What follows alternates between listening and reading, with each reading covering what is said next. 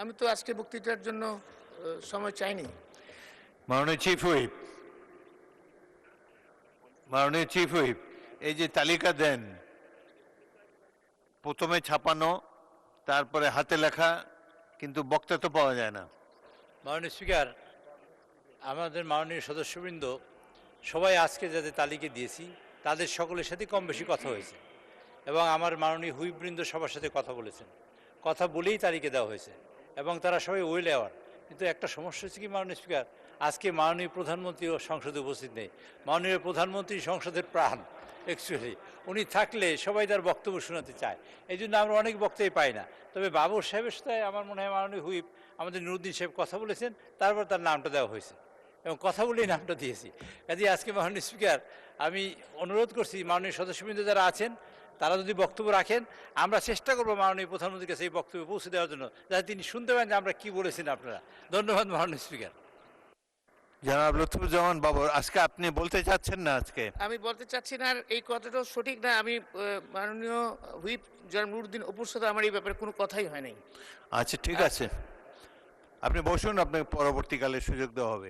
আরেকটি জিনিস মাননীয় চিফ হুইপ, প্রথম সারিতে আমি মাত্র 3 জন মন্ত্রী দেখতে পাচ্ছি এবং অনেক সদস্য তাদের এলাকার কথা বলেন, এগুলো মন্ত্রীদের শোনা প্রয়োজন। আপনি আমাদের পক্ষ থেকে মন্ত্রীদেরকে অনুরোধ করবেন তারা যেন সংসদে এসে মাননীয় সদস্যদের কথাবার্তা শোনেন।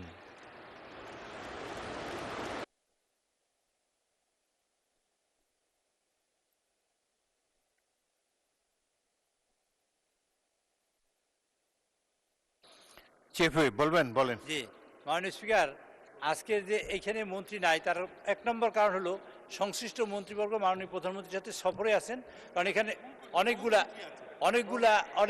যে কয়জন নাই তা আছেন উনি ওনার সাথে, এবং অনেক ইম্পর্টেন্ট মানে যারা রাষ্ট্রীয় কাজে আছেন। আর বাকি অনেক মন্ত্রীরা এই সারিতে, দ্বিতীয় সারিতে সব সারিতে সকল মন্ত্রীরা কম বেশি উপস্থিত আছেন, কিন্তু প্রায় 30 জনের মতন আছেন। তো মাননীয় স্পিকার, আপনি যে কথা বলেছেন সেটা আমরা তাদের কাছে পৌঁছে দেবো। হ্যাঁ, না বেশি আছেন, 30 জনের বেশি আছেন, আমি গুনেছি। জি, তো আমাদের প্রায় 30-40 জন মন্ত্রী এখানে উপস্থিত আছেন, তারা শুনতে চান এবং শুনে প্রয়োজনীয় ব্যবস্থা গ্রহণ করবেন। ধন্যবাদ মাননীয় স্পিকার। অধিকাংশই স্বাস্থ্যমন্ত্রী, যোগাযোগ মন্ত্রী এদের কথা বলে আর কি, তাদের রাস্তাঘাট বা হাসপাতালগুলোর বেহাল অবস্থা। যাই হোক, সংসদের সবচাইতে গুরুত্বপূর্ণ বিষয় হলো সংসদ অধিবেশনে অ্যাটেন্ড করা, এর চাইতে গুরুত্বপূর্ণ কিছু নাই। ধন্যবাদ। মাননীয় সদস্য মঞ্জুর করিম রনি, গাজীপুর 2।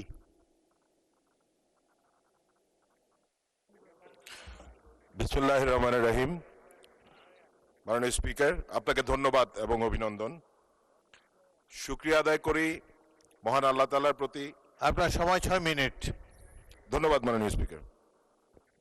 শুকরিয়া আদায় করি মহান আল্লাহ তাআলার প্রতি, যিনি আমাকে এই মহান সংসদে আসার তৌফিক দান করেছেন, এবং গভীর শ্রদ্ধা ভরে আজ স্মরণ করছি স্বাধীনতার ঘোষক শহীদ রাষ্ট্রপতি জিয়াউর রহমান বীর উত্তমকে এবং সাবেক 3 বারের প্রধানমন্ত্রী আপসহীন দেশনেত্রী বেগম খালেদা জিয়াকে। বিশেষভাবে কৃতজ্ঞতা প্রকাশ করছি আজকে সংসদ নেতা ও মাননীয় প্রধানমন্ত্রী জনাব তারেক রহমানের প্রতি, যিনি আমাকে ধানের শীষ হাতে তুলে দিয়ে এই সংসদে আসার সুযোগ করে দিয়েছেন। আমি স্মরণ করছি আমার প্রয়াত বাবা, সাবেক মন্ত্রী এবং সাবেক মেয়র, বিএনপির ভাইস চেয়ারম্যান অধ্যাপক এম মান্নানকে, যিনি স্বৈরাচার হাসিনার নির্মম নির্যাতনের শিকার হয়ে আজকে এই পৃথিবী থেকে চলে গেছেন। মাননীয় স্পিকার, আমি আরো স্মরণ করছি 1971 এর মহান মুক্তিযুদ্ধে